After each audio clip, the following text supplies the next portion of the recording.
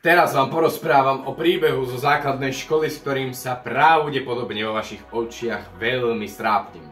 Ale, úprimne, nie je to jedno. Dúfam, že sa pri tomto videu zabavíte. Ideme na to. Písal sa rok 1997. Robím si srandu. Bol to asi 3. alebo 4. ročník na základnej škole. Hej. Na našej základnej škole platilo pravidlo, že do 7:40, ak sa nemýlim, sme nemohli vojsť do našej triedy. Čiže ak si Jožko, Ferko zabudli niečo v triede, hej, že dajme tomu, loptičku a chceli sa s tým hrať na chodbe, tak nemohli, hej, lebo 7:40 a učiteľky by boli úplne také, že ako si toto môžete dovoliť? Máte byť 7:40 ešte vonku! Do 7:40! A toto môžete sem prísť! A von! A von! No takže tak by to dopadlo, ak by niekto bol v triede pred 7:40. No, takže, ako som povedal, 3. 4. ročník na základke, malé decko, hej, sotva vie, že čo je to 30x30, hej, každý vie predstav, že je to 12, no. Ja som sa teda vtedy hral ešte na takej chodbe. Nie, ešte predtým, než poviem toto všetko. Takže naša škola bola rozdelená na učiteľský vchod a žiacky vchod, alebo taký, že vchod pre plebov.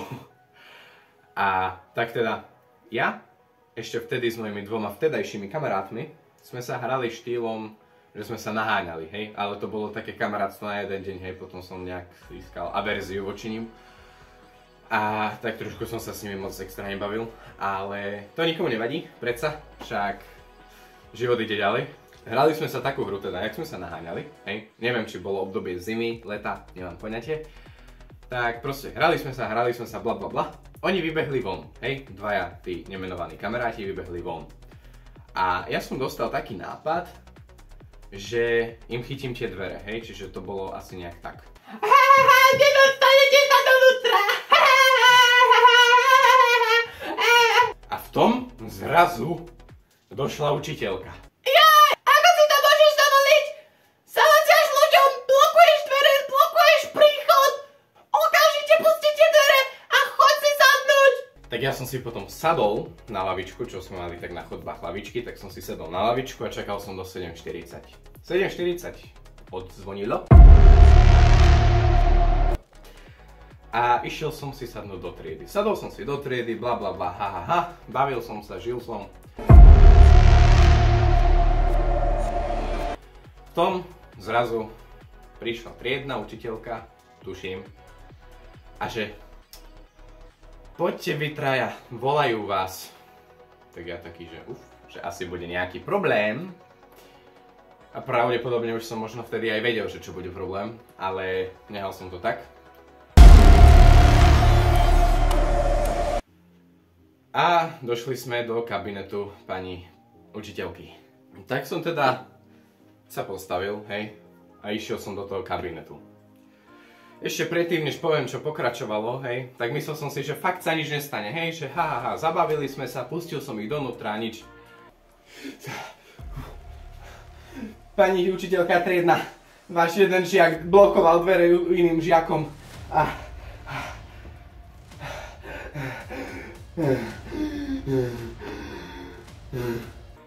Ešte, aby ste si fakt nemysleli, že ja som niekoho blokoval, hej, za nimi bolo prázdno. To, si predstavte jak sa to povie, ten krík, či jak sa to volá, čo sa proste len prekotúľava cez púšť, keď je proste prázdno a nič tam není, hej, to bolo za nimi. Nikto, nikde, na kilometre ďaleko. Tak ja som ich pustil donútra, hej, zazvonil na hodinu, bla bla bla, išli sme do triedy. A zrazu teda dojde nejaká náhodná učiteľka, ja si stále myslím, že sa nič nedeje, že poďte do kabinetu, hej, tak sme išli. Tak som teda došiel do toho kabinetu, ešte predtým, než opäť sa k tomu dostaneme, na našej škole fungovalo také pravidlo so zápismi na súdovne, hej, že prvý zápis je zápis, hej. Druhý zápis je stále zápis, tretí zápis je stále zápis. Hej, ale išlo to postupne, hej. Keď si potreboval dostať zápis, tak keď si dostal zápis, tak si dostal prvý, druhý, tretí. Hej. Štvrtý zápis už bol s napomenutím pani učiteľky triednej Tuším, 5. zápis ešte bol a 6. už bol pokarhanie riaditeľom a následne zhoršená známka zo správania. Tak a teraz môžeme pokračovať ďalej, hej? Ja som bol decko svätého aniela, ty kokšo. Ja som reálne nerobil nič. Ja som bol tak neutrálne decko, a ešte stále som. Ja som mohol sedieť na lavici, v lavici, len som sedel, že máš problém? A ja, že sedím, hej, a niekto. Máš problém? A ja, že nemám, čo chceš? A že ty si nudný, ide ďalej. Hej, čiže proste chápete, ja som bol decko svätého aniela, ja som fakt, že nič nerobil. Ja som bol nudný, stále som možno.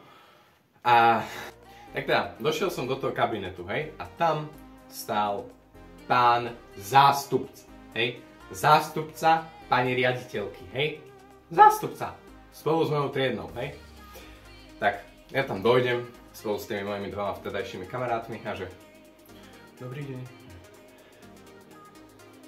Čaute chlapci, ja som tu šéf, ty si tu nič. Hej, takže pán zástupca tam stál, ktorý na nás išiel akože takým, že chlapci, ja som tu šéf, vy ste tu nič. Takže láskavo, nedržte dvere. Hej, a naša pani učiteľka triedna, už si nepamätám, čo robila, hej, ale proste následne sa z toho vykúzilo to, že sa preskočili všetky tie 3 predošlé zápisy, hej, a dostal som pokarhanie triednym učiteľom. Tak ja smutný som išiel do triedy, sadol som si do lavice, hej, som sedel, tuším, od dverí druhá lavica, hej, hneď v pravom rade. Tak som si sadol, pýtali sa ma kamaráti, že halo, čo sa stalo a jen takto, tak ja som im povedal, že mám pokarhanie triednym učiteľom, slza sa mi tisla do očí, ale povedal som si, nebudem revať dneska ešte, pretože som veľký tretiak. Následne nereval som aj tak. A bola hodina s triednou pani učiteľkou, ktorá došla na hodinu. Pozerala sa takým tým typickým učiteľským pohľadom na deti, ktoré spáchali neplechu alebo kucapaca. To je úplne takým hej, spôsobom. A tak teda, ja som sedel, hej. Bola hodina slovenčiny, tuším, ale s tým, že my sme to mali, že literatúru, sme to striedali s literatúrou. Čiže bola hodina literatúry. A vyvolala jedného z tých mojich vtedajších kamarátov, ktorí tiež dostali pokarhanie triednym učiteľom. A ten môj spolužiak vtedajší čítal takým spôsobom, že inším spôsobom, hej. Satíra je veľmi nevďačný druh literatúry. Hej? Čiže toto bol spôsob, ako čítal môj vtedajší spolužiak. Hej? Slova mojej pani mojej pani triednej učiteľky boli, že dobre, drahý môj, pekne si čítal, tebe nedám to pokarhanie triednym učiteľom, ale vy dvaja, vy ho budete mať. Tak ja vtedy som bol úplne taký, že že schovajte sa. Že bude zle, ale dobre, dostal som to pokaranie triednym učiteľom a odvtedy ja som bol tak sveté decko, ja som sa nerobil fakt nič, ja som bol ešte na druhu taký aniel, normálne, že aniel na druhu som bol, sedel som, normálne svetožiara nado mnou bola, anielské krídla mi začali vychádzať z chrbta. Takže tým sa dostávame ku koncu nášho príbehu, môjho príbehu, jak som dostal pokarhanie triednym učiteľom, hej, za najstupidnejšiu vec, ktorú môže existovať, hej, že úplne, že joj, úplne debilina, hej. A takže dopadlo to tak, že tá moja pani učiteľka, čo nás nachytala, teda mňa nachytala na chodbe, jak som robil neplechu a kucapaca, to ukázalo, že bol tajný špion a že ma išla nahlásiť mojej pani triednej učiteľke, tak som bol taký, že smutný. Ale čo, žijem, som tu, neprepadol som a stále idem v mojej ceste vzdelávania. Takže toto video je u konca, ak sa vám video páčilo, zanechajte odber, po prípade like, stále platí ponuka. Toriet, neviem. Takže kontakt bude dole v popise. Majte sa krásne, užívajte deň, čaute. Váš hrdina sa s vami lúči.